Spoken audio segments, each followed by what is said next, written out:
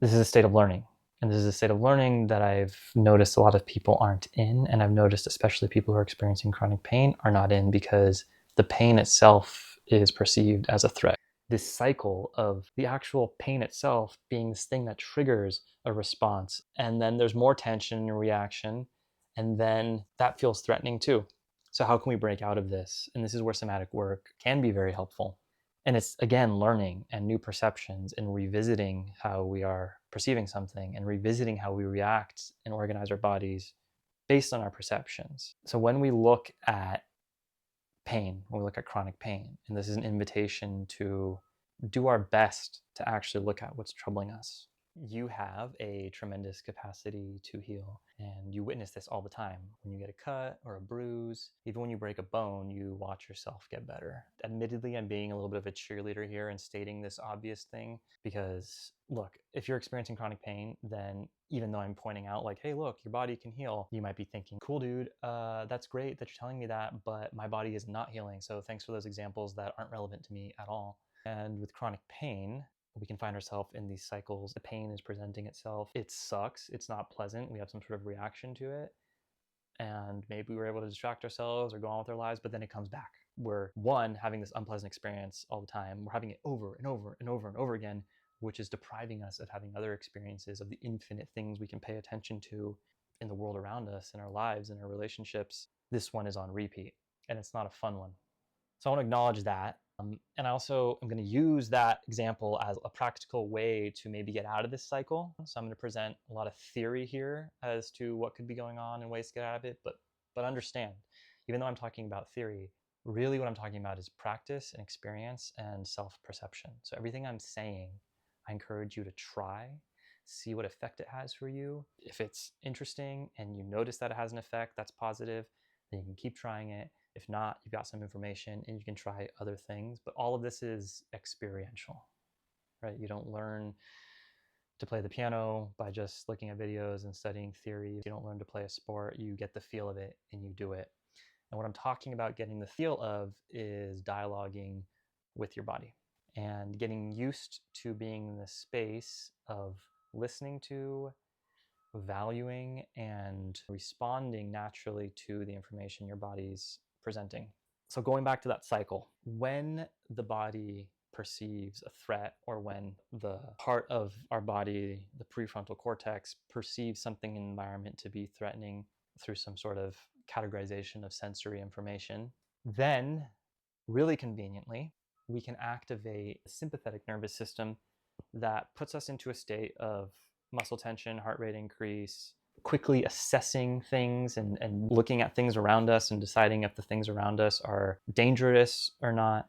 And in this state, we are not interested in learning new things. We are interested in leveraging all of the information, the patterns we have from the past, and acting on what we know works. Like, I need to run. Well, I'm going to run in the form that I know works. And I know fight or flight has this connotation of something threatening, but we can also be in a sympathetic nervous system state and be in a state of like performing a sport or something. We can also leverage that type of concentration and assessment and relying on old patterns in a way that isn't based on self-preservation. In the parasympathetic state, this is a state that we are naturally in when things aren't scary. In this state, we get to visit the patterns of how the body is organizing itself. So like, how tense does this muscle need to be?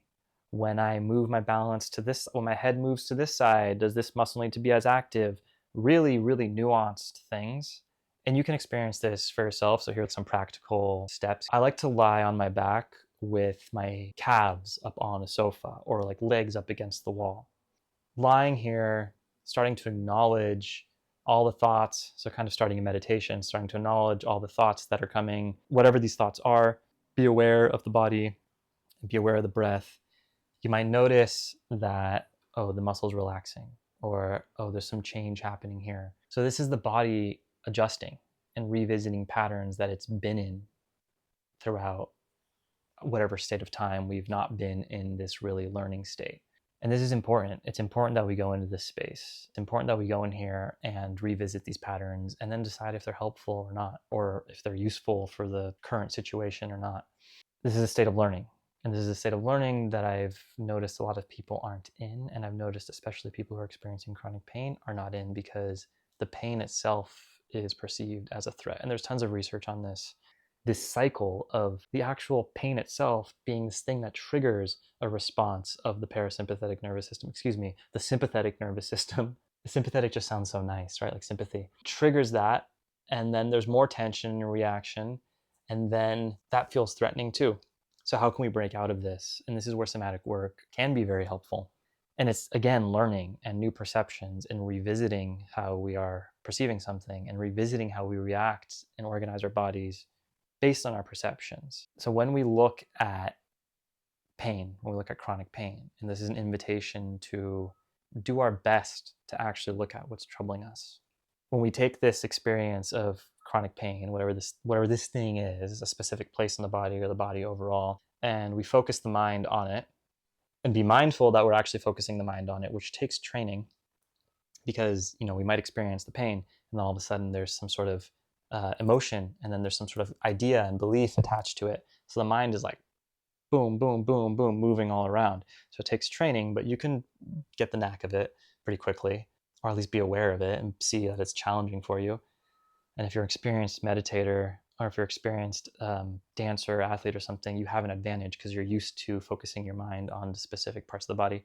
But what I'm more curious about here is when you take the mind and focus on it, what is your mood? What is the quality of this perception? And can you actively choose a quality of perception that gets you more information about this thing and lets you hang out in this space longer? And that's what my training is in as a somatic coach, is creating a sense of safety and then cueing the mind to be focused, your mind as the client, to be focused on this space and to be aware of what else is happening in the body. So does the sympathetic nervous system start to activate? And then how do you bring that down into a state of being more open to learning, back into the parasympathetic state? You're experiencing this. We're aware of what this is triggering in the body and in the mind and in the thoughts, what emotions, what beliefs we have about this. And we're actively choosing to sense it with compassion, with curiosity, with trust, with wisdom. And we start to get more information about it. And because this is so personal, and because most of this is defined by, if not all of it, our experience of it, because no one is plugged into your nervous system, no one is experiencing your thoughts, no one's experiencing your emotions. You can share these things, we can kind of like get the vibe from each other, but really you're the only one experiencing it, which means the definition of this thing is really how you perceive it. So you are literally changing the definition of this thing as you are perceiving it differently. Now that's half of it. Once you start to perceive it in this way, what starts to happen in the body? What sort of changes start to happen? The same type of changes that I was describing when you actively start to rest and get into that parasympathetic state. And how do you support these changes? So continuing to bring the mind focused on, oh, now I'm starting to adjust here. Can I sense that area with openness and curiosity? And then can I begin to explore?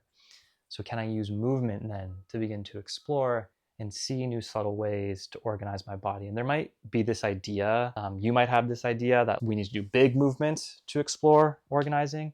Yeah, great. With somatic movement, there is more of an emphasis on these small, minor movements and the smaller muscles that are used in balance. It's kind of how our body's configured. We've got these big muscles for power and big movements, and then these smaller muscles for balance. How are those deciding how to fire and organize and turn on? And how does the skeleton deciding how to move? So it might seem pretty like, hey, what good is this going to do me?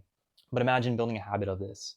So first off, the immediate relief and that sense of, oh, wow, my body is doing something and it's changing and I feel better right now. Super powerful if you're used to months, years of chronic pain, decades of chronic pain. So super powerful to have a moment of experiencing the body in another way outside of that cycle. But now imagine that this becomes a habit for you, and that naturally, when the body presents information, whatever that information is, even pain, your reaction is to go, hey, this is interesting, this is useful. I don't necessarily know what the answer is here, but I'm going to go explore it. Or, dang, I'm reacting to this in a way where I am afraid, I am pissed off, I am scared. At least you're aware of it. At least you're aware of it. At least you're aware of other options available. And this doesn't mean you cure everything. It just means that you start to really maximize how much you know about yourself and become very confident, like, all right, that's all I needed to heal from this thing. It's going to take some time, but it's getting better. Or, you know what? This isn't getting better. Let me go bring this information and this confidence I have about myself to this other person, this other healer, medical provider that might have some more information, and collaborate with them on that. That's the whole point, is that you increase your confidence, you have a dialogue with your body, you really start to trust yourself, and you become the steward of your own health. To summarize, are you getting in the way of your own healing? How are you getting in the way? What is your reaction to sensing your own pain? Is it possible to actively find some time to listen to the body, even actively ask the body, hey, where do you want some attention right now? Bring attention there and explore what's going on and figure out, hey, how much can I actually heal?